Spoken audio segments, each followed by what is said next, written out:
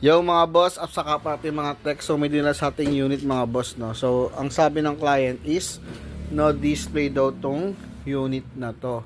So Ryzen tong unit niya daw. So gagawin ko, i-check ko muna kung bakit siya no display. So buksan natin. Malaman natin yung pinaka full specs niya, no. So yan mga bossing, no, binubuksan ni Peter Parker, no, ng kasama ko. I-check natin yung loob mga bossing. So problema, no display. Yan. So makikita nyo dito mga bossing, no, walang dumi at malinis. Dito mga boss, makikita nyo. So tingin yung power supply nya, sobrang dumi din. Then yung board, memory.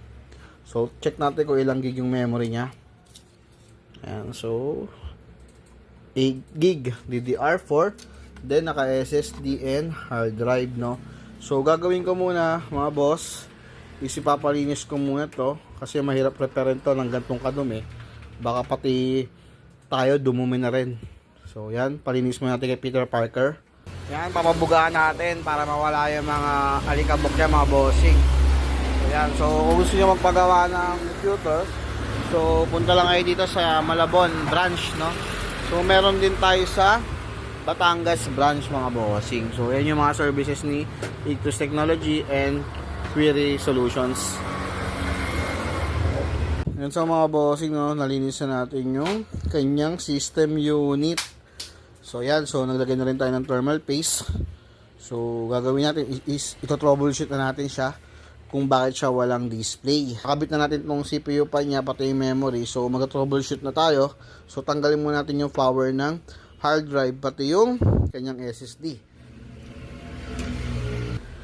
So yan mga bossing, no. So lagyan na natin tong power source.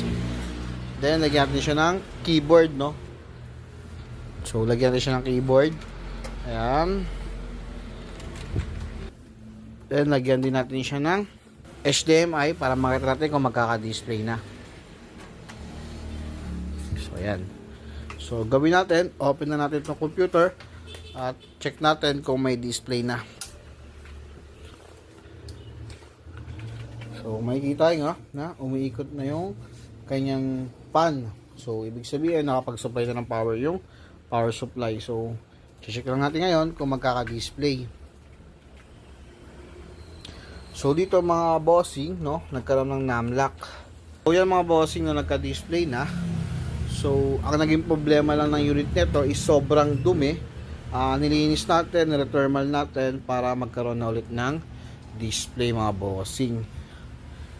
So gagawin ko naman ngayon mga bossing is kakabit ko na yung kanyang SSD pati hard drive, then titignan natin kung magbuboot na rin siya sa kanyang operating system. So yan mga bossing, nakabit na natin yung SSD niya pati hard drive. So lagyan natin ulit ng source of power. Hit natin.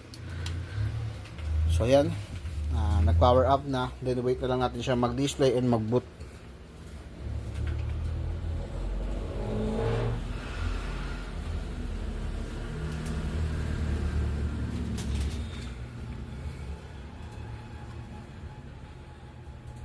So makikita nyo dito mga bossing, no, naglo-loading na siya sa kanyang Windows.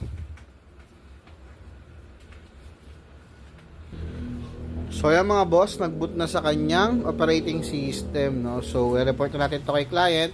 Sa mga gusto magpagawa mga boss, visit lang kayo dito sa Ictus Technology, Malabon and Batangas branch.